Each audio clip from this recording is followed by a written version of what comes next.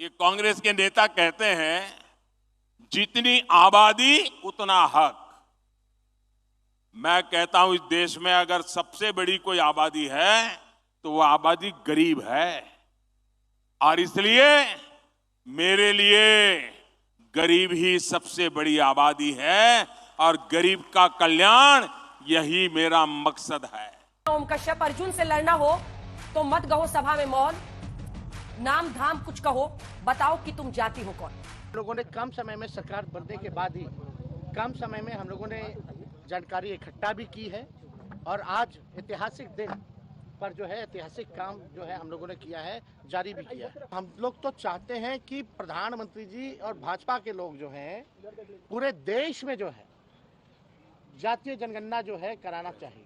OBC की बात करने वाले अपनी राजनीति को परिवार से आगे निकालेंगे क्या? इंदिरा गांधी के बाद राजीव गांधी, राजीव के बाद सोनिया जी, फिर राहुल जी, यहाँ पर लालू जी, फिर राबड़ी जी और फिर तेजस्वी जी, वहाँ मुलायम सिंह जी, अखिलेश जी, ममता जी और उनके भतीजा जी। आम ओबीसी कहाँ है? जातीय जनगणना के सियासी संग्राम में एक पक्ष इसे सामाजिक क्रांति और चुनावी एजेंडा बता रहा है और एक पक्ष इसे भ्रम फैलाने वाली रिपोर्ट बता रहा है। सबके चेहरा आया है, उसका रिजल्ट जो आया है उसमें दो चीजें उभर के आई हैं। एक तो 36% जो अति पिछड़ा है उसके साथ सामाजिक न्याय वहां की सरकार चलाने वाले लोगों ने नहीं किया। सामाजिक न्याय की अगर बात करने वाले नेता चाहे लालू जी हों, चाहे नीतीश जी हों और चाहे कांग्रेस पार्टी के लोग हों, इतने लंबे समय में 75 साल बीत गया, 76वां चालू हो गया और 36% आबादी में से किसी को सीएम तक नहीं बनाया, तो कहां सामाजिक न्याय है? दूसरा, हमारा खुद का आरोप है कि जो आंकड़े आए हैं बिहार में 60 से 70 जगह मैंने कल और आज फोन किया हूं, रजवार, राजवंशी, राजधोब, राजभर और भर, इन बस्तियों में कोई गया ही नहीं। जो पॉलिटिकल कौम है, जो राजनीति में दिख रही है, उसका तो आंकड़ा आ गया, लेकिन इनका आंकड़ा 6 जातियों का मिला के आधा % भी नहीं। अब भाटी जी आपके पास आते हैं, इन्होंने भी वो मुद्दा छेड़ दिया कि ओबीसी में भी जो ज्यादा ताकतवर जातियां थी उनका वर्चस्व रहा। जो यादवों वाला मैंने सवाल पूछा उस पर तो आपने जवाब ही नहीं दिया मुझे भाटी जी। नहीं, मैं बिल्कुल जवाब दूंगा। दिया ही नहीं आपने एक बार में। नहीं, टेक 2 चल रहा है, चलिए। बिहार में अंजना जी ओबीसी इसकी यादव की स्थिति दलित से भी बदतर रही है। यादव वहां खेतीहर मजदूर हैं और यादवों के साथ इतना भेद, जिस तरह अछूत व्यवहार जो है दलितों के साथ किया जाता है बिहार में यादवों के साथ भी किया जाता था। बिहार में अगर थोड़ा यादव सशक्त हुआ है तो श्री लालू यादव के राजनीति में आने के बाद ये कह देना कि यादव खा गया। दूसरा, अभी संजय जी ने एक वाक्य का प्रयोग किया कि ओबीसी को जो 27% जो लाभ मिला है, मैं एक निवेदन करना चाहता हूं कि आपके पास तो आप तो आंकड़ों के खिलाड़ी हैं, 27% मिला ही नहीं है ओबीसी को। मेरे पास आंकड़े कहें तो मैं बता दूंगा हर विभाग के। ओबीसी 5 से 12% तक ही अभी नौकरी में पाया है, दे तो आप रहे नहीं है।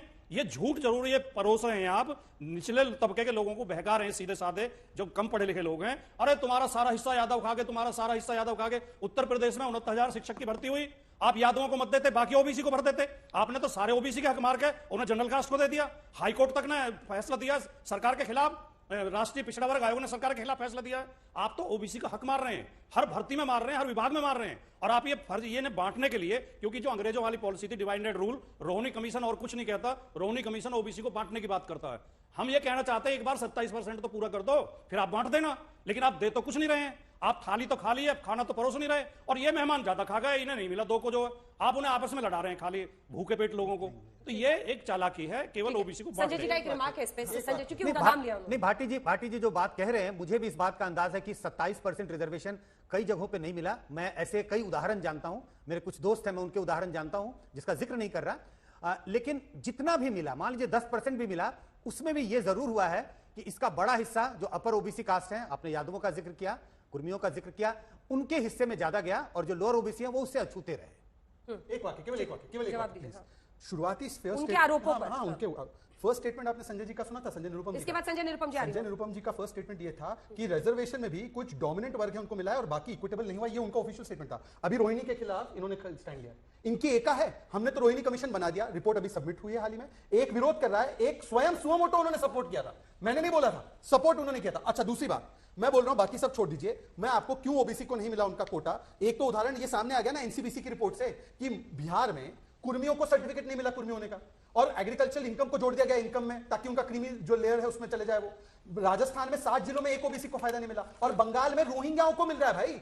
आप बताइए एक मिनट प्लीज प्लीज भाटी जी, आप अपने समय पर आप ऐसा करेंगे। तो मेरा सवाल 2 है, देखिए एक तो अभी टीएमसी वाला सवाल बोल कर दिया, पर यहां पर एक रोहिणी कमीशन का विरोध कर रहा है, एक ने सपोर्ट किया है। दूसरा मैं दोनों से जानना चाहता हूं कि जो तुष्टीकरण के नाम पर ऐसी जातियों को डाला गया जिसमें रोहिंग्याओं को अधिकार मिल रहा है, उस पर आपका स्टैंड क्या है? क्योंकि अभी आपने कहा कि यादवों की स्थिति बताइए यादवों की रिजर्वेशन को कौन ले रहा है वहां पे? कोई ऐसा व्यक्ति ले रहा है जिसको नहीं मिलना चाहिए।